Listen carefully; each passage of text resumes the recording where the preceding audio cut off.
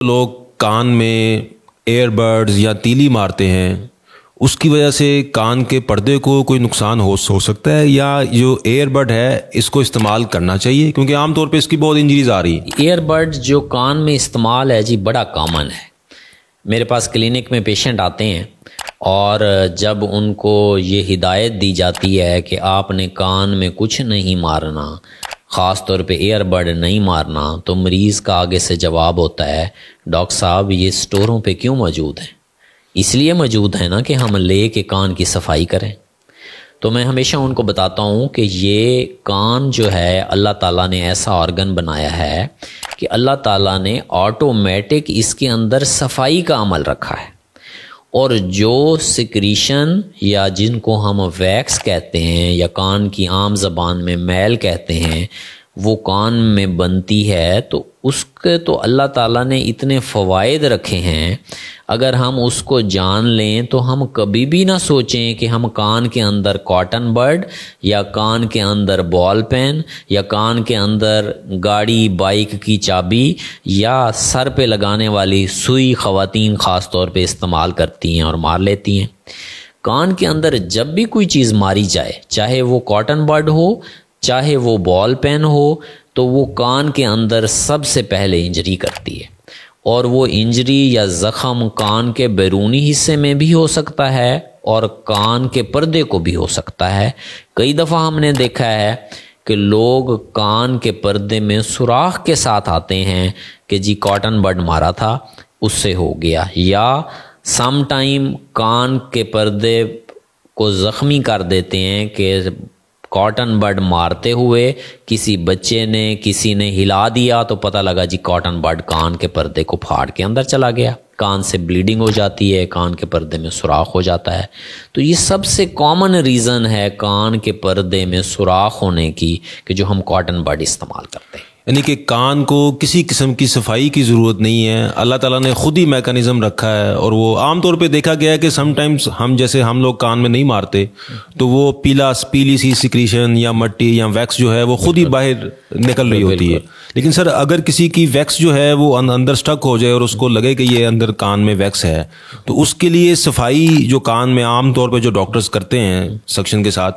वो कब करवानी चाहिए और उसकी जो है वो एहतियात क्या क्या हैं?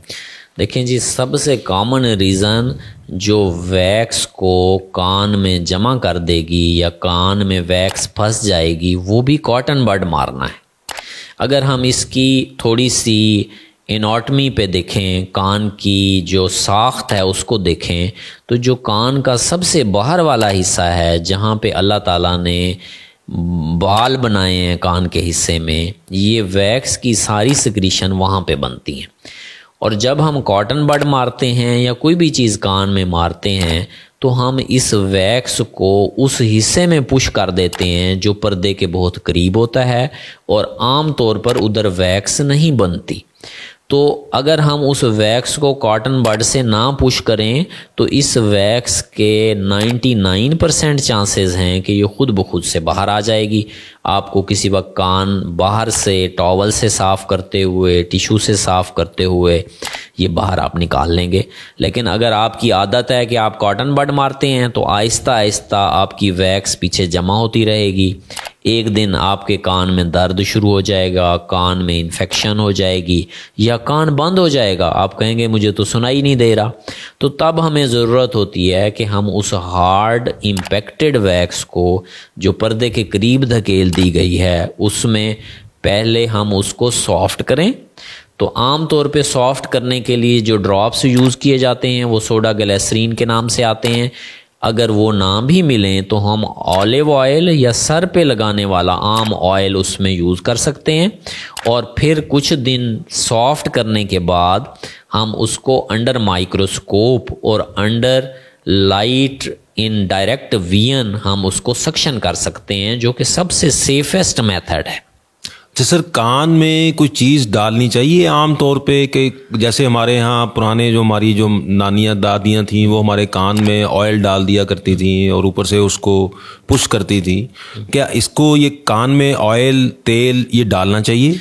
जी, कान में अगर हम कुछ ना मारें तो कान के अंदर की जो नॉर्मल वैक्स और सिक्रीशन है वो ऑयली सिक्रीशन है और कान को वो अंदर से मॉइस्ट रखती हैं। ये उन लोगों में ज़रूरत पड़ती है आम तौर पे जो लोग कान के अंदर मुतवातिर कॉटन बड मारते रहते हैं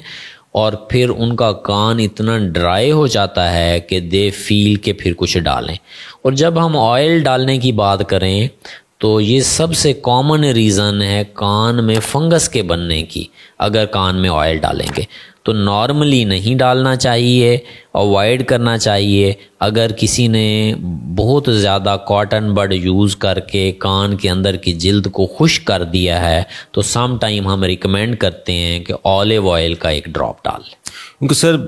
समटाइम्स मेरा अपना जो बेटा है उसके भी जो है वो बचपन से जब से पैदा हुआ है वो कान में कोई ना कोई चीज़ स्पेशली रात को वो उसको पुश करता रहता है। तो जिन बच्चों में ये आदत होती है कि वो कान को बहुत ज़्यादा अपनी फिंगर से या उसको जो है वो रगड़ते रहते हैं, उनका सर क्या हाल है और ये क्यों करते हैं? आमतौर पे देखें जी, आपको फ़र्ज़ करें कि बाहर हाथ या बाजू के ऊपर कहीं पे ख़ारिश होती है तो आप देखें ख़ारिश करते हुए आपको मज़ा आ रहा होता है और आप उस वक्त तक ख़ारिश करते हैं जब तक वहाँ पे ज़ख़म नहीं हो जाता या आपको दर्द नहीं होने लग जाती। अब जब वहाँ पे हीलिंग होती है, खरींड या स्कैब बनता है तो फिर हमारा दिल करता है कि हम उसको खुरच दें और बड़ा सुकून मिल रहा होता है। तो कान में भी जिन लोगों की ये आदत हो जाती है कि कान में कुछ मारना है तो वो जो इंजरी होती है वो स्किन जब हील करती है तो फिर आपको बड़ा मज़ा आता है उसको खुजाने में और वो एक विशस सर्कल बन जाता है जो फंगल इन्फेक्शन, बैक्टीरियल इन्फेक्शन और कान के अंदर वैक्स जमा होने की वजह बनता है। अगर किसी में ऐसी आदत है तो उसको देख के ख़ारिश के लिए दवाई दे के, कुछ क्रीम लगाने के लिए दे के और पेशेंट की काउंसलिंग करके उसको समझा के इस आदत से छुटकारा हासिल करना चाहिए। यानी कि इसका सारा लुबे लुबाब ये है कि अगर आपको कान में खारिश हो तो फिर आप कोहनी से साफ करें जी, बिल्कुल, रादर देन के आप उसको किसी जो है ना वो पिन पॉइंट चीज़ से या तीली से या एयरबड्स का इस्तेमाल बिल्कुल नहीं करना चाहिए। बिल्कुल जी, ओल्ड सेइंग है कि अगर आपको कान में खारिश होती है तो अपनी कोहनी से करें। और अक्सर मैं अपने मरीज़ों को कहता हूँ तो वो मरीज़ कहते हैं कि अच्छा हम बताएं डॉक्टर साहब कैसे करें। मैंने कहा मेरे सामने करके दिखाएं अगर आप कर सकते हैं तो। सर बहुत शुक्रिया sir, thank you very much.